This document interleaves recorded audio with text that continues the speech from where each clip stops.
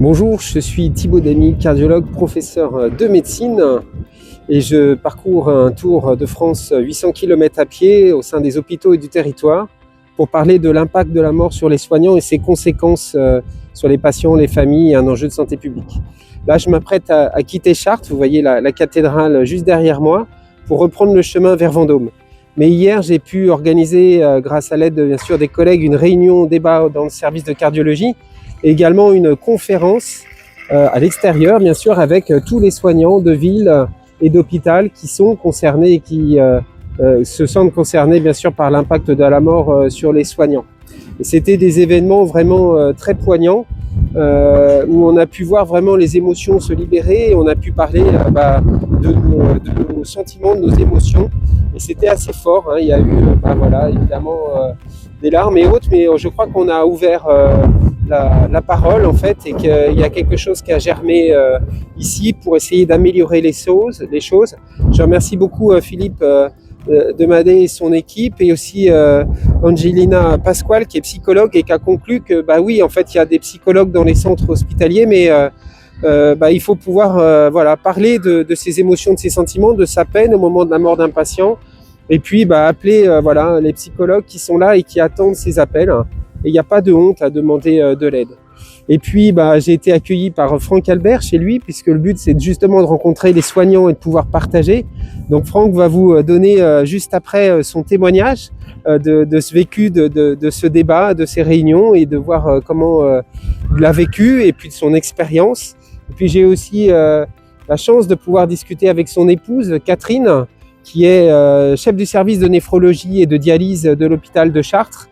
Et là, on a eu vraiment une discussion très profonde parce que la mort, ça touche tous les soignants. Et puis, les collègues qui font de la néphrologie, de la dialyse, eux aussi ont perdu beaucoup de patients lors du Covid et ont été très impactés et se posent des questions aussi dans la dialyse et dans le suivi des patients chroniques. C'est bien sûr la mise sous dialyse sur des patients très fatigués et voir l'arrêt de la dialyse, et tout ça, ça pose des questions éthiques majeures. Et c'est là où Philippe et son équipe intervient pour soutenir les soignants. Et voilà, ça démontre qu'ensemble, on peut se soutenir et bénéficier de l'expérience de gens qui savent faire, de collègues qui savent faire.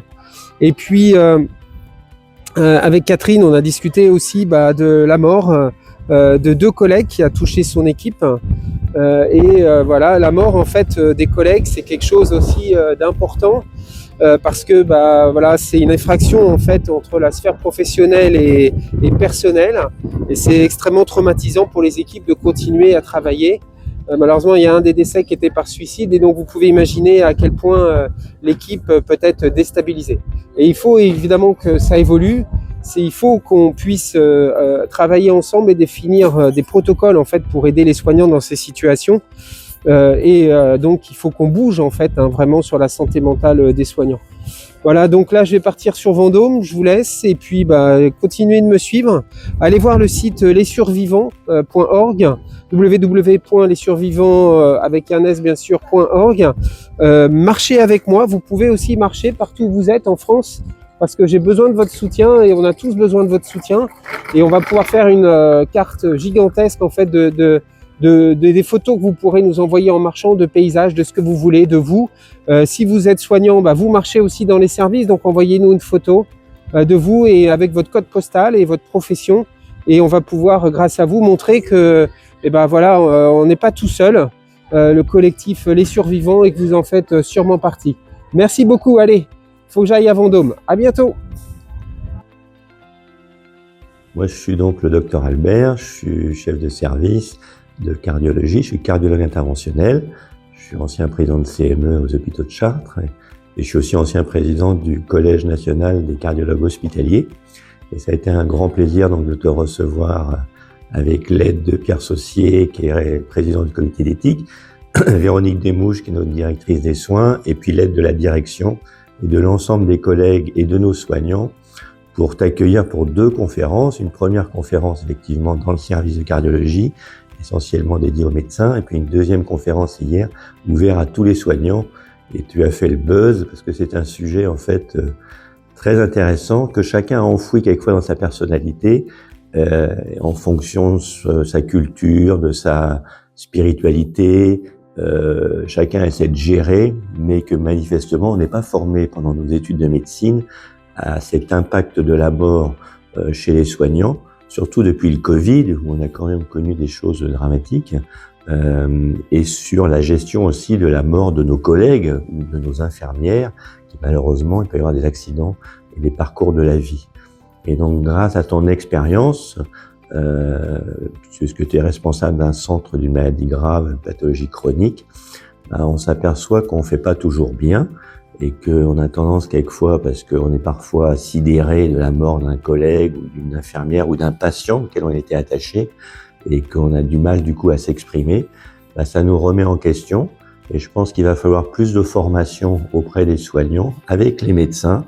Je pense que les médecins doivent vraiment prendre part pour aider nos soignants à gérer ça, parce que quand on fait le métier de docteur, initialement ou de cardiologue, on est là pour sauver des vies, mais on peut aussi avoir malheureusement des échecs, et on a tendance à pas forcément parler suffisamment de nos échecs, et c'est pareil pour les infirmières.